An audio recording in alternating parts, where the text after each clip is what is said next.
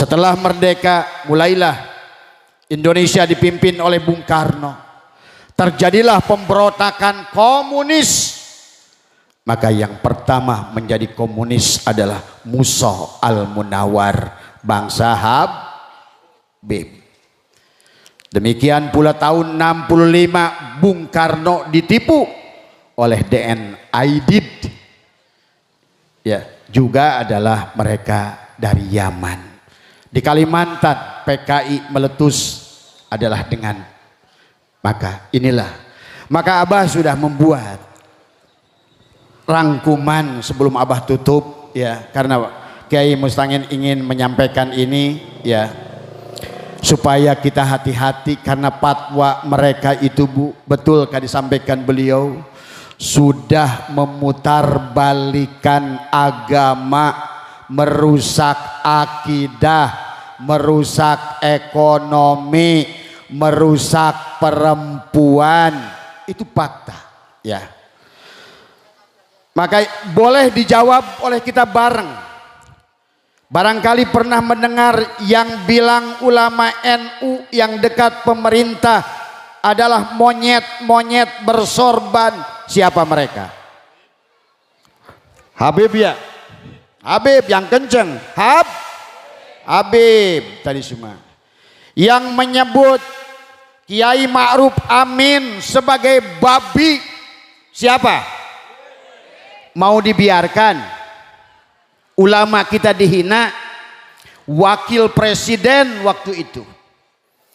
Ada lagi yang dia mengatakan, yang menyebut kaki Habib yang zina, yang bodoh, lebih mulia dari 70 ulama Nusantara yang alim. Siapa yang berkata begitu? Nah begitu kenceng. Ini fakta apa bohong? Kita harus mengatakan, kata Imam Malik, tidak gibah menyampaikan berita orang yang mengaku duriat Nabi dan dia tidak bisa membuktikan keduriatannya. Abah sudah tantang. Siapa yang bisa menunjukkan Sayyid Ahmad bin Isa pernah hijrah ke Yaman? Abah sudah siapkan 200 juta plus pelfire. Sudah 6 bulan nggak ada yang nongol. Berarti palsu nggak tuh? Palsu. Termasuk Abah tantang juga.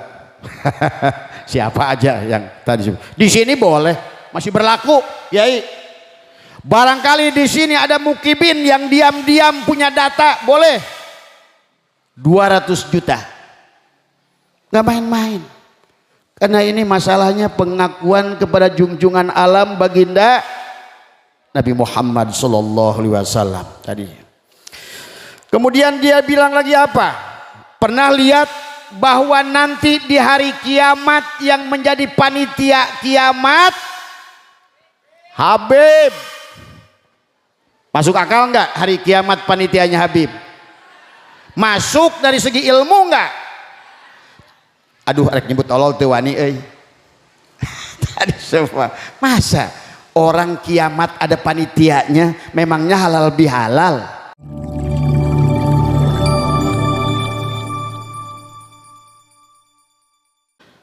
Pada kesempatan siang hari ini sebagai penutup dari Abah ya, karena sekarang ini negara kita sedang diuji ya, dan ujiannya tidak ringan karena ada sekelompok orang yang mengaku dirinya duriat Rasul. Ini masalah. Abah saja seorang insinyur master yang sangat eksak dalam berpikir. Pada saat seseorang ngaku duriat Nabi, lebur, punah, lesu, 1 miliar bablas. Karena kita nggak pandang, nggak peduli dia itu bentuknya kayak apa, perbuatannya kayak apa. Apalagi ada ulama berkata, biarkan mereka itu walaupun buruk kayak apa ujian. Kan begitu ya dalilnya dulu. Ladeni saja, cintai saja, katanya begitu. Ya Abah layani. Dia bawa Rolex palsu 40 juta, ya bayar. Tahu-taunya Rolexnya cuma 100.000 tadi. Kaligrafi 10 juta, padahal cuma paling-paling 1 juta. Nah ini, pada kesempatan ini Abah ingin berbagi dengan ibu-ibu ya. Dalam penelitian Kiai Imaduddin Usman sudah final Bu ya, bahwa para habaib ini bukan duriat Rasul.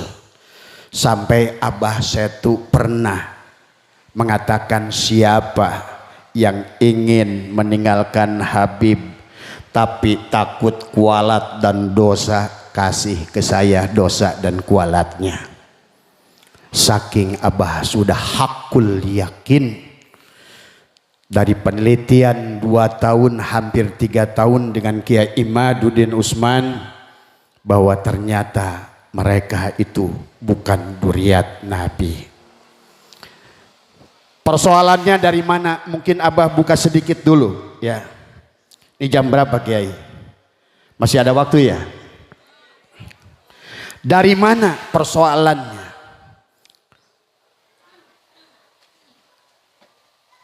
Pada tahun 1825, tahun 1830 terjadilah perang di Ponegoro.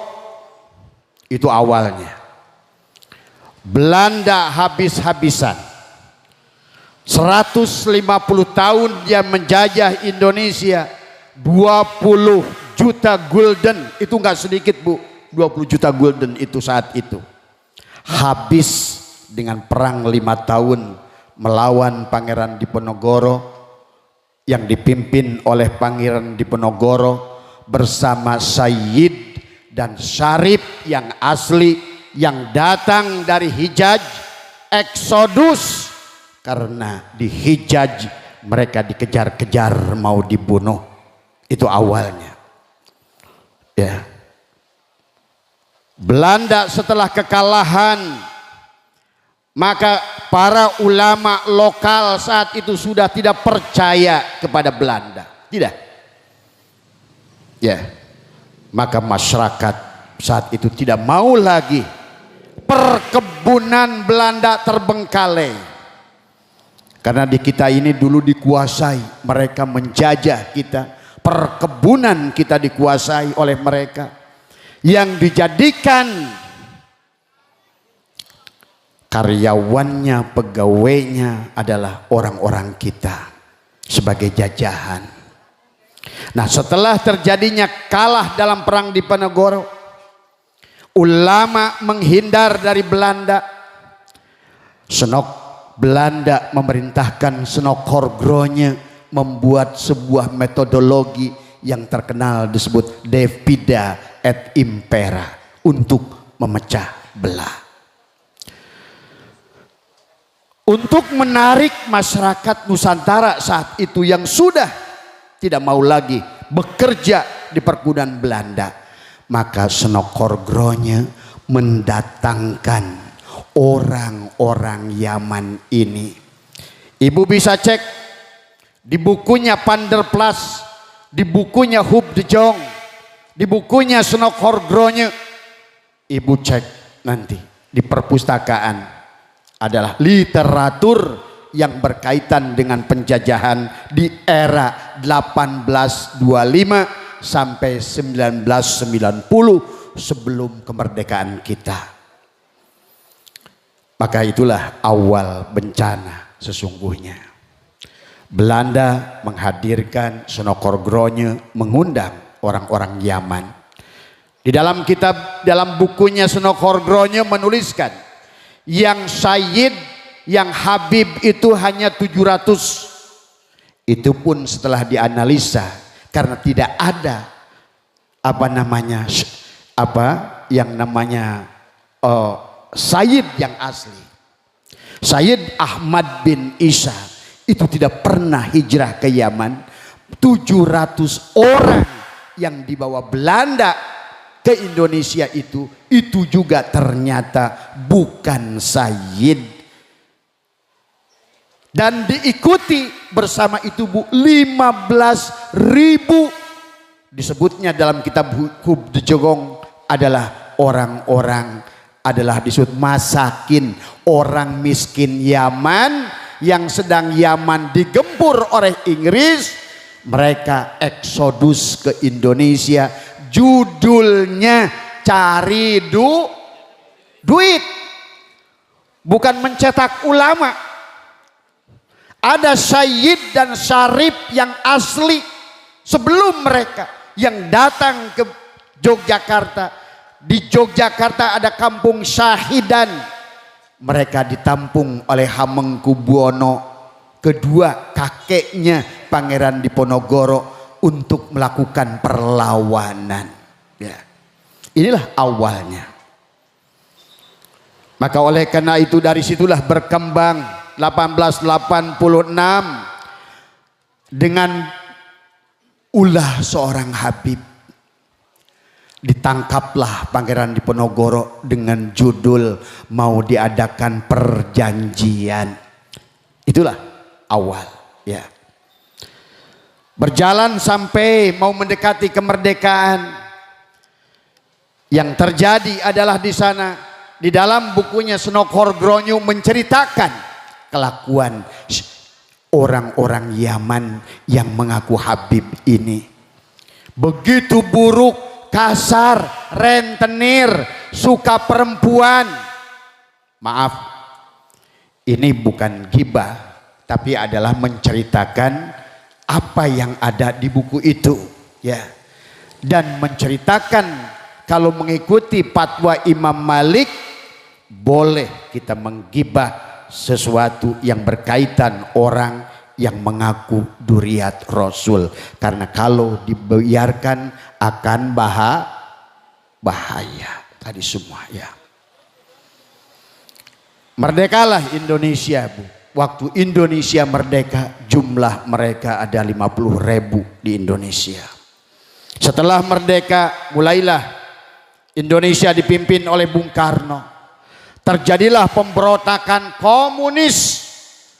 Maka yang pertama menjadi komunis adalah Musa Al-Munawar, bangsa Habib.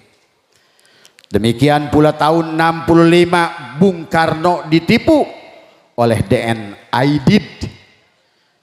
Ya, juga adalah mereka dari Yaman. Di Kalimantan PKI meletus adalah dengan maka inilah. Maka Abah sudah membuat rangkuman sebelum Abah tutup, ya, karena Kiai Mustangin ingin menyampaikan ini, ya, supaya kita hati-hati karena fatwa mereka itu, Bu, betul kan disampaikan beliau, sudah memutarbalikkan agama, merusak akidah, merusak ekonomi, merusak perempuan. Itu fakta, ya. Maka boleh dijawab oleh kita bareng. Barangkali pernah mendengar yang bilang ulama NU yang dekat pemerintah adalah monyet-monyet bersorban. Siapa mereka? Habib, ya. Habib yang kenceng. Habib tadi semua. Yang menyebut Kiai Ma'ruf Amin sebagai babi. Siapa? Mau dibiarkan ulama kita dihina? Wakil presiden waktu itu. Ada lagi yang dia mengatakan, yang menyebut kaki Habib yang zina, yang bodoh, lebih mulia dari 70 ulama Nusantara yang alim. Siapa yang berkata begitu? Nah begitu, kenceng. Ini fakta apa bohong? Kita harus mengatakan, kata Imam Malik, tidak gibah menyampaikan berita orang yang mengaku duriat Nabi dan dia tidak bisa membuktikan keduriatannya. Abah sudah tantang. Siapa yang bisa menunjukkan Sayyid Ahmad bin Isa pernah hijrah ke Yaman? Abah sudah siapkan 200 juta plus Velfire sudah 6 bulan nggak ada yang nongol. Berarti palsu nggak tuh? Palsu. Termasuk Abah Tantang juga. Siapa aja yang tadi di sini boleh, masih berlaku, Yai. Barangkali di sini ada mukibin yang diam-diam punya data, boleh 200 juta. Nggak main-main. Karena ini masalahnya pengakuan kepada junjungan alam baginda Nabi Muhammad sallallahu alaihi wasallam tadi. Kemudian dia bilang lagi apa? Pernah lihat bahwa nanti di hari kiamat yang menjadi panitia kiamat Habib. Masuk akal enggak hari kiamat panitianya Habib? Masuk dari segi ilmu enggak? Aduh, arek nyebut tolol teu wani euy. Tadi semua. Masa orang kiamat ada panitianya, memangnya halal bihalal? Inilah saking ingin menguasai manusia tadi semua. Yang bisa nyariin orang yang disiksa di dalam neraka jahanam siapa? Percaya enggak? Tadi orang dikisahkan dalam sebuah hadis, dikisahkan baginda Nabi mendengar orang ya Hanan, ya Manan, ya Hanan, ya Manan. Nabi minta kepada malaikat, ya malaikat tolong. Kata malaikat, tidak bisa ya Muhammad, ini hak prerogatif Allah. Oh, tapi Habib bisa turun ke neraka jahanam mengambil orang tersebut. Yang bodoh mukibinnya, ya sudah bininya jadi kasih, mudah-mudahan ditolong di dalam neraka. Ini kan sudah parah Pak, rusak tatanan agama kita. Ada lagi yang bisa mi'raj 70 kali, siapa itu? Baginda Nabi Muhammad sallallahu alaihi wasallam yang agung, yang mulia, yang direncanakan. Berapa kali? 1, dan itu pun Allah berfirman, subhanalladzi asra bi 'abdihi. Bukan alhamdulillahilladzi syara bi Muhammadin. Bukan jalan dengan kekuatan sendiri, bukan jalan dengan ilmu sendiri, dijalankan oleh Allah. Ini fakih muqaddam berjalan sendiri mi'raj setiap hari 70 kali. Percaya ora? Ibu percaya, kayaknya diem nih. Ibu percaya ya? Tadi semua ya. Aduh, kayaknya Pak Kiai ini ibu-ibu melotot sama Abah nih, kayaknya masih banyak pendukung nih. Ya. Ada lagi Bu yang menyedihkan. Habib katanya adalah golongan paling mulia dari Ahlul Bait. Berarti ini juga adalah bahaya ya. Yang lebih buat kebangsaan negara Indonesia bukan hanya mengaku bahwa mereka dzurriyyat Rasul, bahwa sesungguhnya Indonesia milik Tarim. Makanya diganti lagunya ya Karim, ya Karim. Akhirnya diganti apa? Ya Tarim, ya Tarim. Coba. Tubuhnya, darahnya tadi dalam dirinya mengalir darah yang ada di tanah Nusantara ini. Berani mulutnya kiai-kiai lokal ikut nyanyi ya Tarim, ya Tarim. Inilah UAS tuh katanya. Tadi semua Pak Polisi coba. Banyak Pak, saya Abah sudah menyusun ratusan, termasuk pengakuan bendera, pengakuan kemerdekaan bahwa hasil karya Habib. Tapi Abah lihat di makam Kalibata nggak ada Al Idrus, nggak ada Al Haddad, nggak ada Asyekop,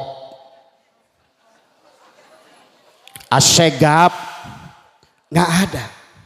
Tapi kalau dicek di bukunya Senokor Gronje Panderplas, yang menjadi kapitan orang Belanda itu bermarga Al-Haddad, Assegaf, Al-Atos. Itu fakta. Silakan ibu klik saja Google lah. Kapitan Habaib adalah yang dibentuk oleh Senokor Gronje, yang dipimpin oleh Usman bin Yahya tadi semua. Inilah ya persoalan kepada bangsa kita.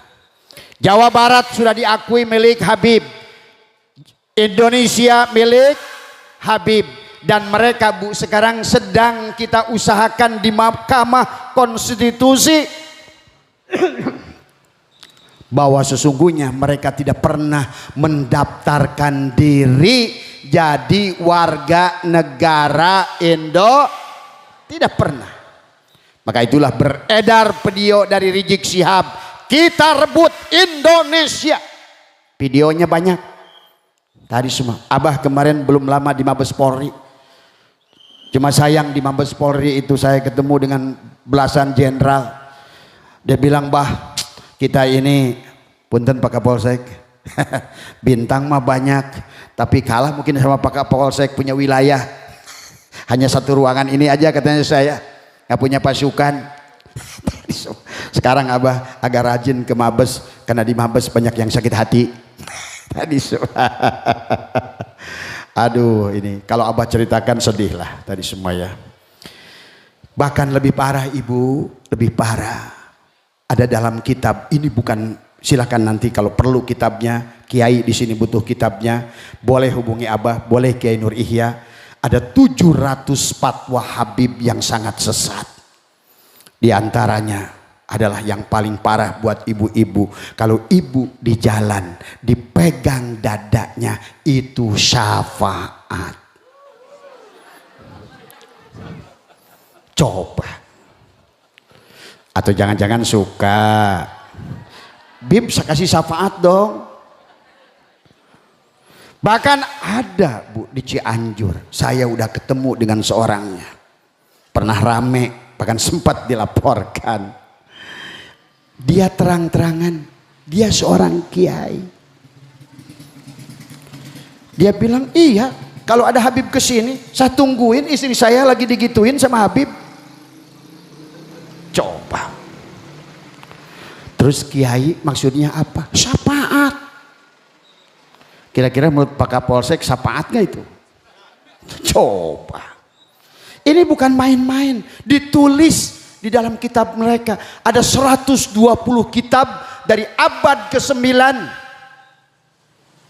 Mereka membuat khurafat yang betul-betul merusak tatanan bernegara. Maka Abah, Gus Dur sudah jelas, kata Gus Dur, tangkap Rizik Syihab, tangkap, itulah wong edan yang bikin susah. Itu Gus Dur dari dulu tuh, tangkap Rizik Syihab, dialah biang kerok. Itu kata Gus Dur. Ya.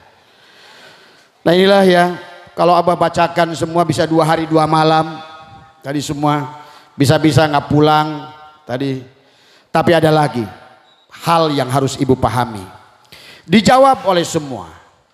Gembong PKI adalah, nah itu udah jelas, Musyok, Aidit, Barokbah. Nggak ada orang kita ini, orang kita korban. Satu. Yang kedua, yang jadi mufti penjajah Usman bin Yahya adalah Habib. Kemudian bom candi bom di Candi Borobudur, bom di Bali, siapa? Al-Habsyi, Habib. Tadi semua ya. Kemudian juga yang selalu ngajak perang, siapin golok, siapin badik, siapin pentungan. Siapa itu? Tadi cuma saya tanya sama jenderal-jenderal di Mabes itu, kenapa sih waktu panjenengan jadi Kapolda diem? Waduh, bah urusannya panjang. Inilah rahasia yang sulit diungkap, susah diungkap. Karena saling menggunakan orang-orang dulu sama zaman pergerakan Belanda, Belanda menggunakan mereka untuk mengelabui ulama-ulama Nusantara. Terjadilah geger Cilegon, 800 kiai wafat. Geger Cianjur, geger Tambun atas instruksi Utsman bin Yahya. Ulama-ulama kita ditangkap.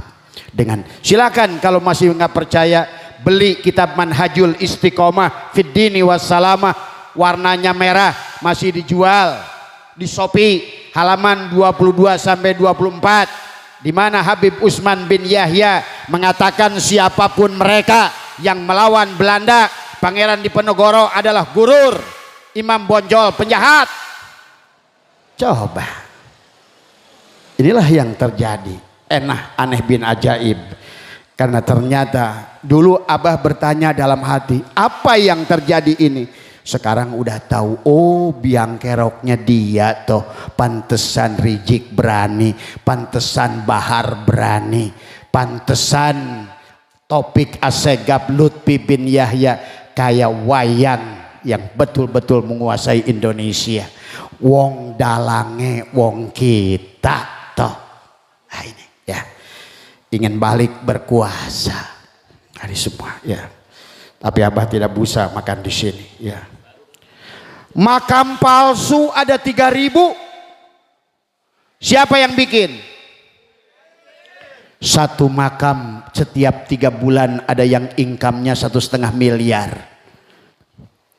Sama dengan di Palestina, sama dengan di Mesir. Mereka itu adalah mereka. Makam itu Bu, lihat di Indonesia. Makam-makam Habib dikasih renda. Bahkan kalau memasukkan uang ke dalamnya bisa menggandakan uang. Inilah modus. Ya. Menurut Imam Syafi'i boleh nggak makam direnda-renda kayak begitu? Tidak boleh. Ya. Apalagi dalam hukum kafa'ah. Abah dulu, kalau Nabi Muhammad itu membolehkan hukum seperti yang dilakukan oleh Habib, wadon mereka nggak boleh dikawini oleh orang Nusantara. Kalau seandainya ada lanang yang berani ngawini Syarifah, maka dosanya tidak akan terampuni sebelum bisa, walaupun kata dia bisa mengembalikan keperawanan, tapi dia perempuan kita habis dibabatnya. Sampai Abah marah, enak saja lu kata Abah, besok gua mau kawin mas anak Syarifah semua. Sekarang waktunya balas dendam, tak kawini Syarifah itu. Siapa? Takut. Maka itulah hebatnya Habib, berani. Kiai kita kok ipin sieuneun. Kiai mana ora? Ora.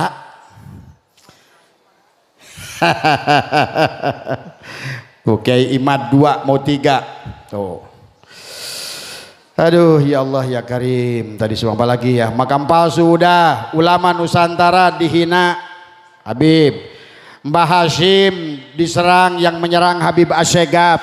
Katanya Hashim Asy'ari, Hadratus Syekh Hashim Asy'ari itu penipu. Yang berkata siapa? Habib. Tadi semua. Gus Dur dihina. Gus Dur itu buta mata, buta hati. Yang menghina siapa? Habib. Tadi semua.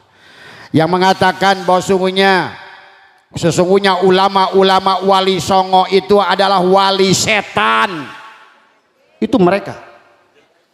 Kata mereka, maka dulu pernah Rizik Syihab menantang wali songo, wali setan.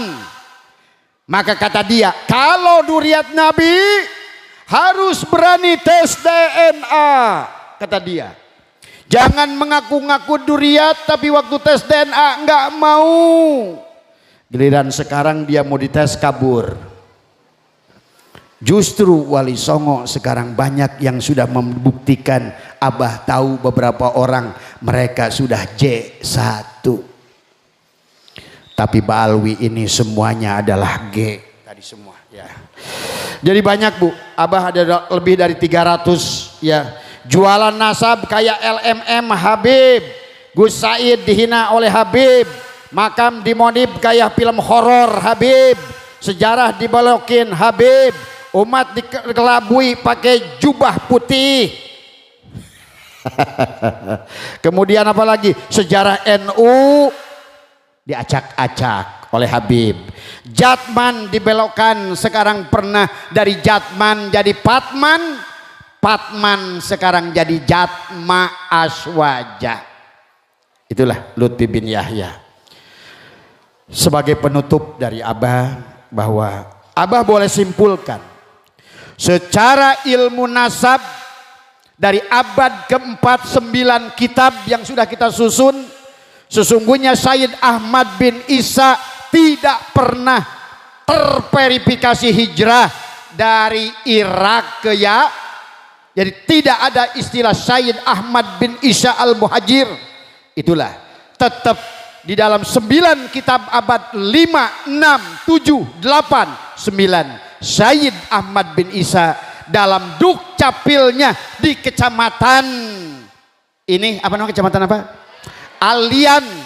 Nama putra Sayyid Ahmad bin Isa hanya 3, Ali, Muhammad, dan Husain. Ya, 3 dari semua. Jadi tidak begitu di dalam buku Pak Camat Kecamatan Alian tahun abad ke-10 9. Ada seorang Habib di Kecamatan Alian yang bernama Habib Ali Asyakron membuat dukcapil di dalam kartu penduduk Sayyid Ahmad bin Isa di kakaknya ditambah Ubaidillah. Jadi secara ilmu nasab Habib sudah putus, secara ilmu sejarah baik dari buku Snokor Gronyo Panderplas sudah terputus. Secara ilmu filologi oleh Profesor Masanem Ali terputus. Secara ilmu arkeologi tidak ditemukan bukti. Secara sejarah keilmuan, baik itu Ubaidillah, baik itu Alwi, baik itu Faqih Muqaddam, adalah tokoh-tokoh seperti Sikabayan, Syuhrah wal Istifadah, seperti Robin Hood, terkenal, tapi begitu ditanya bapaknya sopo, kagak ada datanya. Disebut Sayyid, disebut Imam Mujtahid mutlak, tidak ada amalnya, tidak ada kitabnya, tidak ada jejaknya. Maka disimpulkan secara arkeologi mereka pun terputus. Kemudian secara genetika sudah 700 Habib Indonesia, Yaman, Maroko, Tunisia sudah mengetes semua mereka haplogrupnya G. Yahudi secara adab kalian saksikan sendiri, akhlak Duriat Rasul kayak begitu. Jadi secara adab batal nggak? Batal. Bahkan Imam apa namanya siapa? Bukan Jalaluddin tadi, Ibnu Hajar Al-Haytami, walaupun beliau masih ada menisbat satu kitab, kata beliau ciri Duriat itu senang memberi. Ini senang memberi apa senang menerima? Habib ini senangnya memberi ke ibu apa senang dia mendawir? Secara itu pun tertolak. Kemudian secara akhlak batal, secara tauhid syirik yang luar biasa. Lihat ayat Taubat ayat 30. Jangan kau jadikan rahib-rahib, orang-orang yang mengaku alim itu menggantikan Allah, dan mereka sudah seperti menggantikan Allah. Neraka sudah bisa mereka bebaskan. Neraka kayak permainan, kiamat kayak permainan. Itulah mereka sudah betul-betul keluar akhirnya disimpulkan, menimbang dan memutuskan bahwa sesungguhnya secara 9 keilmuan dari Profesor Masanem Ali, Dr. Sugeng, Kiai Imaduddin, dan seluruh Kiai Marzuki Mustamar, Kiai Agil Siraj, Buya Muhtadi, dan seluruh ulama-ulama menyimpulkan mereka bukan dzurriyyat Nabi dengan 9 keilmuan yang ada. Mudah-mudahan ada manfaatnya. Kembali ambil tujuan kita bukan untuk menggibah, bukan untuk menghina, tapi kita rakyat Indonesia butuh persatuan, butuh membela diri kita sendiri. Oleh karena itu kita harapkan semoga pemimpin-pemimpin kita, Kapolri, termasuk juga Panglima, semuanya mudah-mudahan, dan lembaga terkait MUI, Depag, Parlemen, karena sayang sekarang ini mereka parlemennya kuat, di militer kuat, di polisi kuat, di pengusaha Cina kuat. Inilah yang sulit Pak Camat masalahnya. Bukan mereka itu masalah apa-apanya. Saya dapat informasi dari Mabes Polri. Inilah, tapi mudah-mudahan Allah itu Maha Kawal. Laksanakan terus ikhtiar kita, sadarkan rakyat kita, bagaimanapun ujung-ujungnya ada di tangan rakyat. Semoga rakyat Indonesia tambah berkah. Wabil khusus ibu-ibu yang cantik diberkahkan rizkinya, dimuliakan hatinya semua. Itu saja yang Abah bisa sampaikan untuk doa untuk beliau saja ya. Mohon maaf atas kurangan, wallahul muwaffiq ila aqwamit thoriq wa afu minkum. Assalamualaikum warahmatullahi wabarakatuh.